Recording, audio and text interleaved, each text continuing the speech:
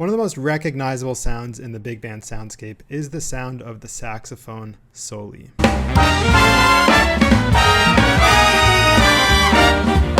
Beautiful melodies coupled with incredible harmonies, all played effortlessly by the saxophone section, just has a way of drawing in both composers and listeners alike. And no matter what year or style a big band score is written in, from Count Basie to Thad Jones, from John Clayton to Jim McNeely, everybody's got their own version of what it takes to write a killer saxophone Soli. But there are a few constants, a few things that pretty much all saxophone solis have in common. And so today, I'm going to walk you through the three things that really any great saxophone Soli absolutely needs. And then at the end of the video, I'm going to end by doing a little live writing for you all. So real quick, in case it's your first time here, you don't know who I am. My name is Stephen Feifke. I'm a pianist and big band composer, arranger, orchestrator, living in New York City today. I've released 5 of my own big band albums, one of which won a Grammy Award a few years ago for the Best Big Band Album of the Year. And I've also been really blessed to be the arranger for dozens of other record dates and concerts as well. Now, one of the things we're going to talk about today is voicings. And yes, I am spoiling one of the 3 things that any saxophone Soli needs, and I'm doing it for a specific reason, which is that for any big band composers and arrangers out there watching this right now, who are looking to elevate their writing chops in terms of fluency with the big band language, the overall sound that they can get out of the ensemble, not to mention the speed with which they can write, really composers and arrangers of any level, I recently created a free masterclass where I break down my personal formula for writing killer big band charts. Because there's just so much more to writing great music than writing good voicings. And so I go into that process pretty in depth on that masterclass, and I'll leave a link in the comments below for anybody interested in really getting better at writing music for big band. Now, let's just get back to sax solis. Cool? Yeah, awesome. Let's do it. So check it out. The 3 things that any killer saxophone Soli need is this. Number 1, you absolutely need a killing melody. So what makes a melody or a solo line even more or less successful than another? Well, it comes down to a couple of things. Number 1, interesting linear contour. So we're talking about the direction of the line here. Does the melody stay in one register the whole time? Kind of like a monotone expression. Or do we get a really exciting melody that goes from this register to that register and everywhere in between? And does it make sense the way that it travels? Ideally, we're going to be able to write a lead solo line that leads the Soli that not only sounds good to the audience, but also a lead solo line that the lead alto saxophonists can play with the same natural sense of ease as they might improvise their own solo line. Okay, so number 2, in addition to our line having an interesting contour, we also need to make sure that the line spells out the harmony of the chord changes on top of which the saxophones are soli-ing. So we want to make sure that over the course of X amount of measures, our melody tells the story of the harmony. And sure, we can absolutely reharmonize things a little bit here and there, but by and large, we want to at least be able to write a melodic line that supports the harmonic structure that the saxophones are soloing over. Okay, and so that sounds kind of wordy, but it's really not that complicated. How do we do that? Basically, we want to make sure that you have a good combination of chord tones and scale tones that use both arpeggios and stepwise notation. And you can even try this is really easy actually. You can even try just improvising your own solo on top of the changes. Then you can transcribe it, and then you can kind of like edit it to perfection. And then you're going to be able to jump into our next big step from there. Is this making sense so far, everybody? You can always leave me a comment below and just let me know if you have any questions, or just to say like, yeah, this is cool so far. All right, so check it out. We've just written our killing melody. That's step 1, right? Write a killing melody. And now we're on to the second step that every killer saxophone Soli needs, which is number 2, supportive harmony. Okay, and for this, I want you to notice something. Notice that I've used the word supportive, okay? The harmony is always used to support and color the melody. Even if we write the harmony first in like a broad sense, the harmony is always supporting the melody, okay? And so in this case, there's 5 saxophones in the saxophone section, and we want to be able to use the bottom 4 saxophones to support the lead alto saxophonist in terms of the harmonic approach. Now, there's just a ton to get into when it comes to harmonizing saxophone solos. And I'll walk you through one of the processes that I use at the end of this video when I do the live writing example. But just know for now that the harmonization you use for the bottom 4 saxophones needs to do 2 main things. Okay, number 1, it needs to both match and support the harmony represented by the chord symbol in your measure. So say you've got an F7 in your chord symbol, for example, that represents a harmonic landscape, and we need to be able to support that chord symbol. Okay, so that's the first thing. Number 2, the harmony can't distract from the melody line. Okay, so in other words, just like we talked about in step 1, our melody should already spell out, in some sense anyway, it should already spell out the harmony of the measure, right? If we're nailing those chord tones and we're hitting like this and that throughout. Okay, so look, while we'll absolutely have choices at our fingertips for making the music, the harmonization sound more colorful, we do not need to reinvent the wheel, because the majority of the harmonic work should be done ahead of time when you figure out your chord changes, okay? And so, by the way, just in terms of like figuring out your chord changes, I go really, really deep into the process of ironing out your overarching harmony. Almost knocked over my glass of water there. Sorry about that face. But I go really, really deep into the process of ironing out the overarching harmony in that masterclass I mentioned at the beginning of the video. Okay, so I'm not going to go over it again here right now. If you want to check it out, you can click the link in the description below. I'm not sure how much longer that masterclass is going to be online for, though. All right. Feeling good so far, everybody? Cool. So look, I'm sure that this is going to continue to make more and more sense as we go through everything today, especially when you see a bit of my live writing process at the end of the video. And at this point, so far, we should have 2 things. Number 1, we should have a solid melodic line that we really like. And number 2, we should also have the harmonization completed as well. Not just the chord symbols, but like literally, in addition to our lead line, having all 4 voices underneath the saxophone number 1 supporting that melody. Okay. Once you have both of those things, the last step is to, number 3, add articulation, dynamic, and phrase markings. And then you're going to explode the harmony and check that all the instruments are in the correct range. All right.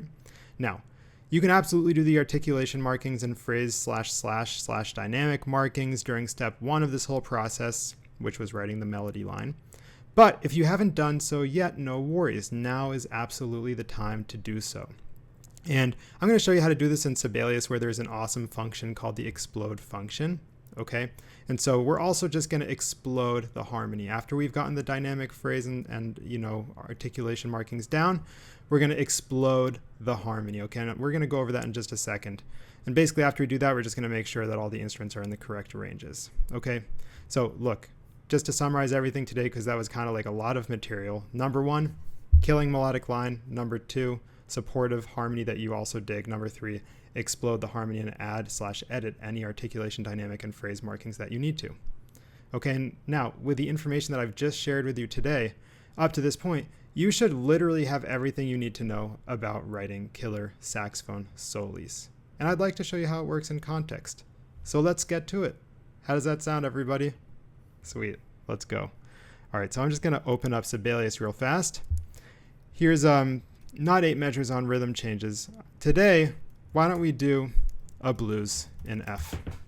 And I'm using, by the way, this is my template that I've built over the last, I don't know how long, dozen years, not couple dozen, but dozen years or so. And you can download it for free in the comments section below as well. So blues in F.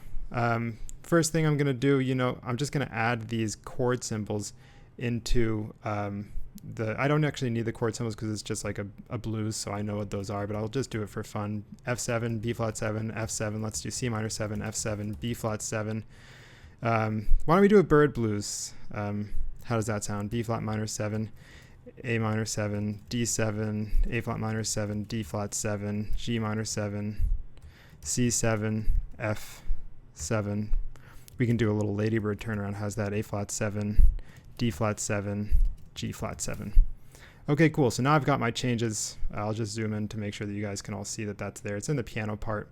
Usually I'd save this for the end, but I'll just do it now as well because it's just so easy to do in Sibelius. I'm just going to add some slash markings throughout. There we go. Voila. All right, so there's a little bird blues changes for everybody. Let's get started here. All right, so this is in the key of F. I'm just going to double check that. 1 flat. Used a short key to get there. I'm just going to write my lead alto line. This is step 1, everybody.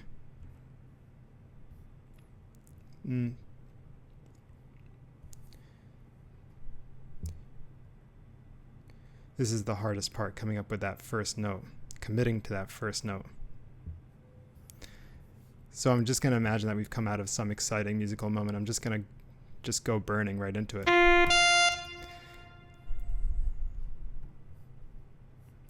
I'm also just going to turn this down real quick because I think it might overshadow the microphone.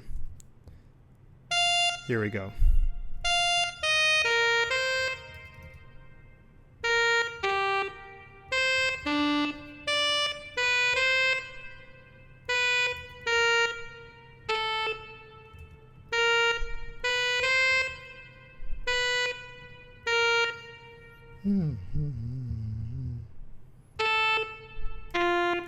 I think I'm hearing C minor. Oh, that was B flat 7. I think I'm hearing F7 the whole time. Then I'm hearing the C minor 7 start here, F7 start here, so I'm able to change as I go. B do, B do, B do, beep ba be do ba do da dee. I'm singing as I go too. I'm gonna make that actually a marcato, make this mezzo forte, add some slurs to the triplets.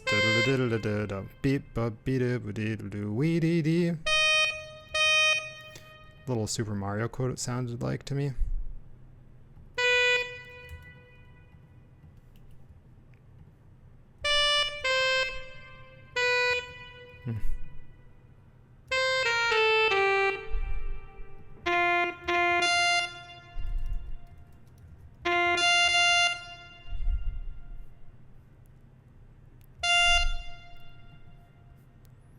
Weedy do bo weedy bo. I think I'm hearing short there. Bo weedy dee. I'm definitely hearing some scoops going into these, and I'll have to add some accents. Bo weedy dee. I'll also make that forte. Bo weedy dee. Be dee dee. Cool. You know what? For now, why don't we just work with those first 4 measures? I'm also hearing a B7 over here. B. So check it out. F7. This is a really interesting thing because I don't need every single note to spell out F7. So I'll just write this as F6. This is going to be C minor, which is all these notes are from the F Mixolydian scale, right? Which is what F7 chord symbol suggests. So this can be C minor, which is a part of this scale, right? C minor is just right here.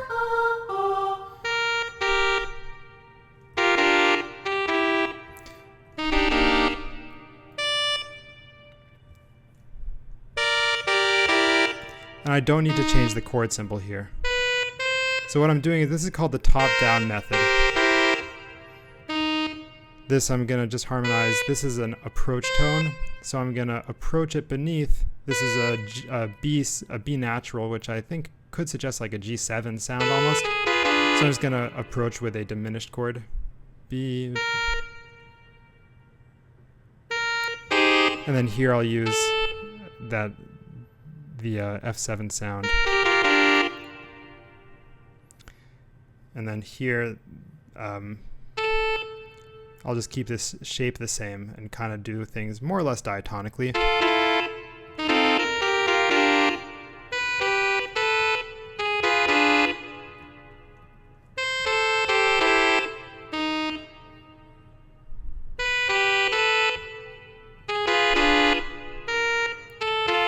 I'm I'm skipping over the B flat right now because I just want to see like how I'm exactly gonna harmonize it, because I've already used the D there, and actually come to think of it, I used the D here as well. So I think over here this might need to change into this, like another diminished. So this is kind of like a double chromatic approach note, and this I'll use the diminished again, only this time we're descending, so instead of using a C sharp I'll use a D flat. B-da. Now for this voicing over here, like I'm just gonna keep it nice and simple for now and keep things 4-way closed position voicings, but like because this is a rhythmic moment, I'm in a, you know, I might actually in the future just change that to be like a bigger voicing, a spread voicing. Now I really get to my C minor 7 soundscape over here, so this is gonna be C minor 7 diminished as I mentioned before.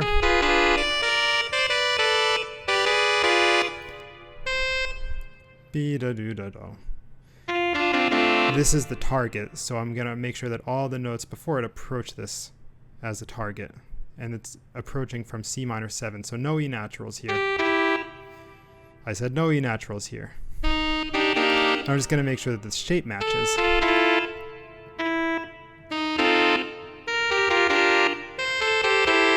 I'm just gonna make sure that the voice leading works really well. This voicing over here is just too juicy to not do like real big spread voicings here. So I'm gonna put the Barry eventually on the root. I'll show you guys how to do that just in a second. But for now I'm gonna spread these voices out.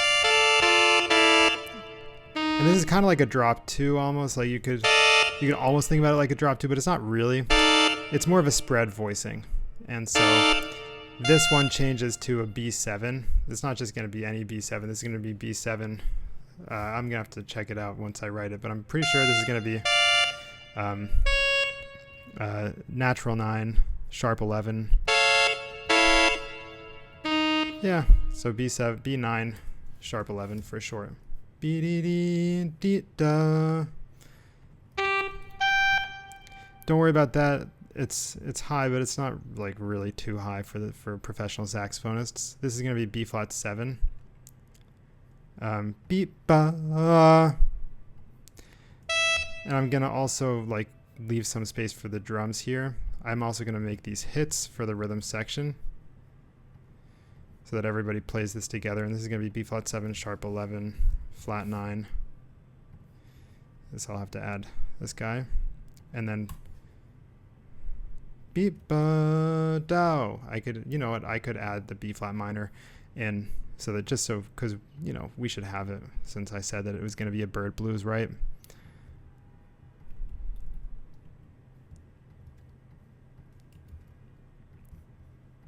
Put that over here, like so.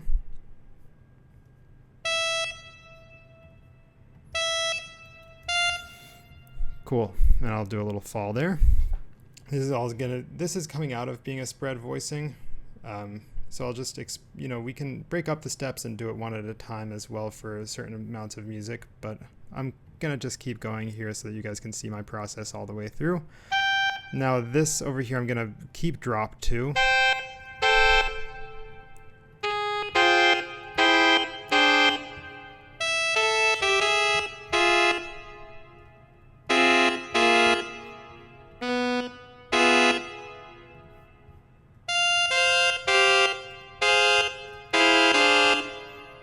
Now the only reason I'm not talking is because my mic has a habit of breaking out when I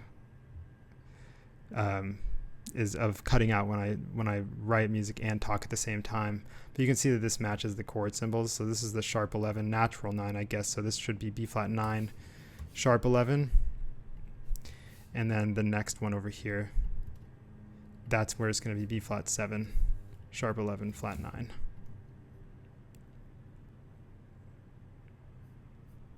And there's a big part of me that's like really quite tempted to actually just write E flat 7 here, because I think it's a nicer voicing.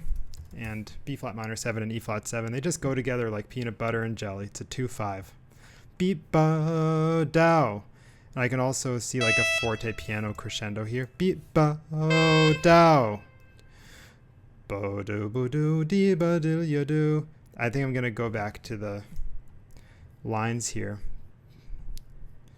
Ba ba. This has the risk of going out of range, so I'm just gonna have to go with my idea and see where it goes from here.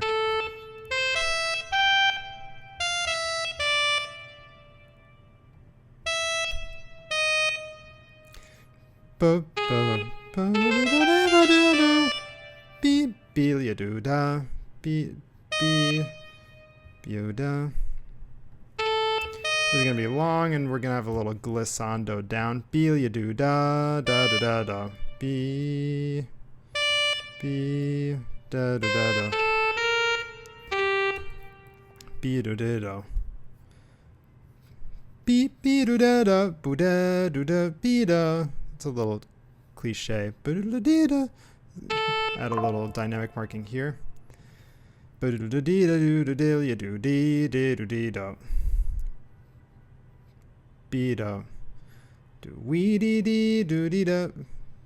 high, that A that I'm thinking.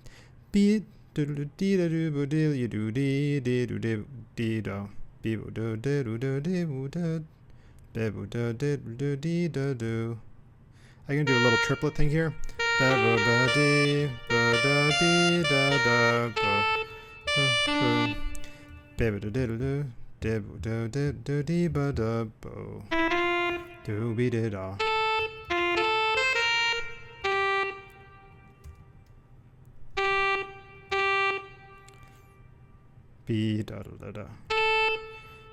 gonna do a little Bud Powell quote to end this. Chicorea's Bud Powell.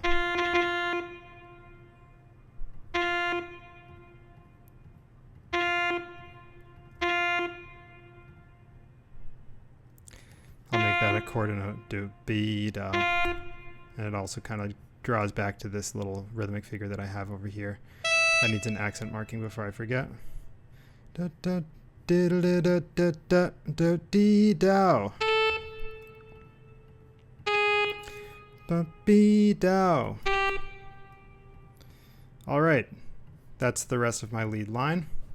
Gonna just end it there. Add some. So now this is going to be A minor 7 for this measure. So this is a really clear arpeggio of A minor 7. That means all of these notes can just be harmonized with A minor 7.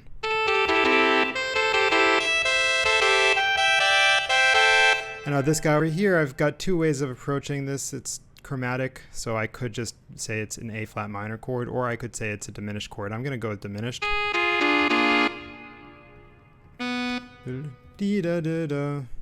Because I've got these other notes over there that kind of match this shape.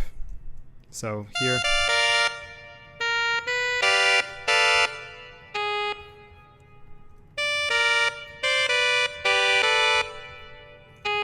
See how all of these notes got harmonized with some sort of a diminished shape? Now over here, instead of going to A flat minor,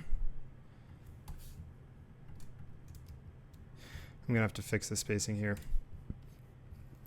Let's do a nice little easy change so that we'll have 6 measures on each page for now.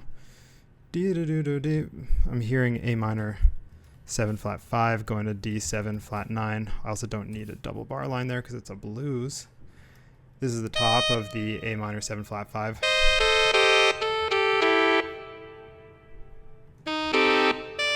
This is going to be D7 flat 9.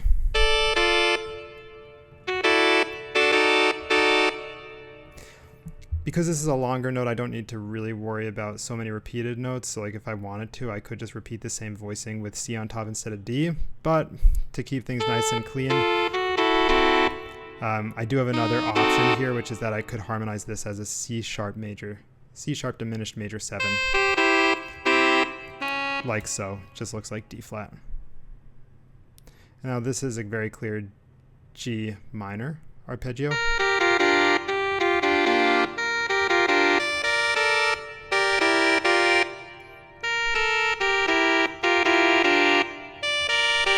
By the way, I'm only using my keyboard here.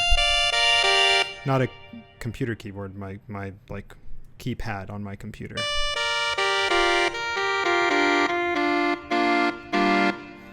And then this is gonna be C7. Do-be-do-do. This is my target. So I'll give that a C9. Boo-be-do-do. But I'm also gonna extend G minor for a couple of beats here, so this will get a D diminished 7. I can just repeat that actually. And then here, this will get a C7. I don't need to change the chord symbol, but over here, when I change it to C13 flat 9, it might not hurt to add that. Now over here, I'm going to do some spread voicings, and I'm going to add this rhythm to the rhythm section. Da da da da da.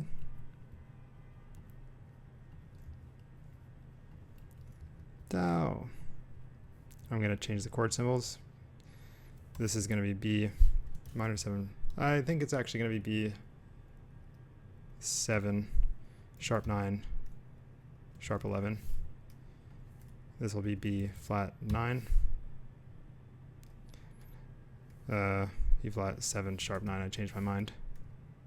This will kind of look like F over A.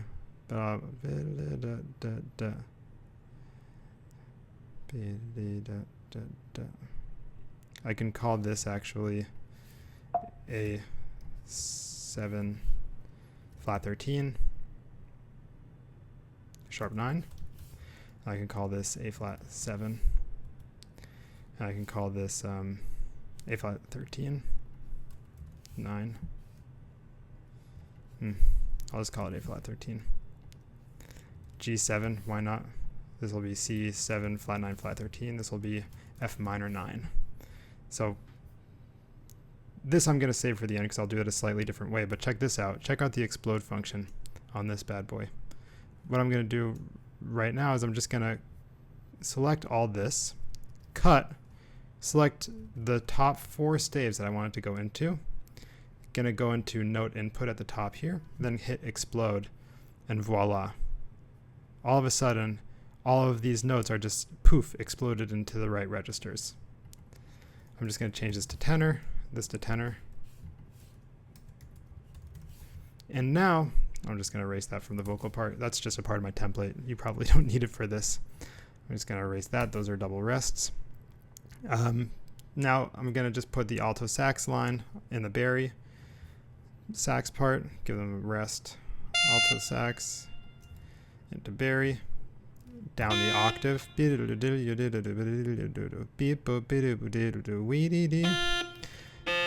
going to go down. That's going to be a B natural. I told you I was doing a different kind of voicing for this one. This is going to be a B flat, B flat, and then E flat. I'll have them go down. And now we go back here. Down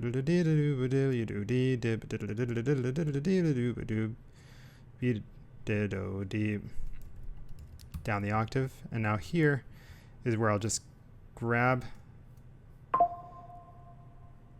my computer, my battery doesn't have so much longer to go, so we'll do our best here. Mezzo forte. We'll do like a little subito piano here. To mezzo forte. And then over here, I'm just going to grab this guy, and I'm going to just follow the roots that I gave previously. So we're going to start on B natural, B B D dot D D dot dot dot, ba ba ba, like so.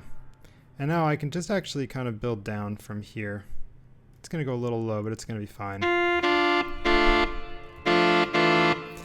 This is a special kind of voicing.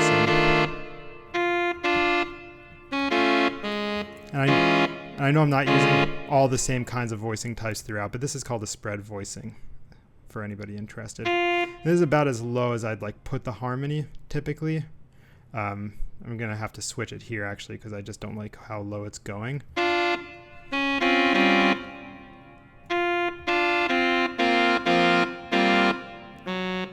This will be, did I write G9? No, I wrote G7. G9 here.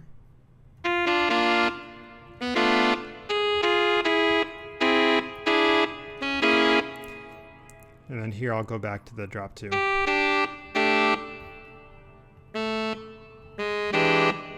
Perfect. Now select all that and explode it. Ba-be-dow. I think this deserves a little scoop. And now I'll play it for you. It sounds like this. I'll put it in transposed score so you can see like that all the instruments are in the right register. I like to write in concert because I'm a pianist. That's just what I like.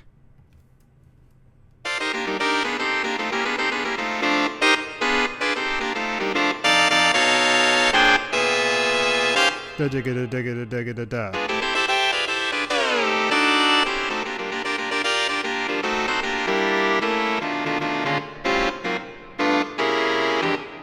Nice. All right. So that's one way of writing a full saxophone soli. And I hope you enjoyed. I hope that this was helpful. And I will see you next time. So don't forget to subscribe and turn on the notifications so you don't miss a video. I'll see you soon. Cheers.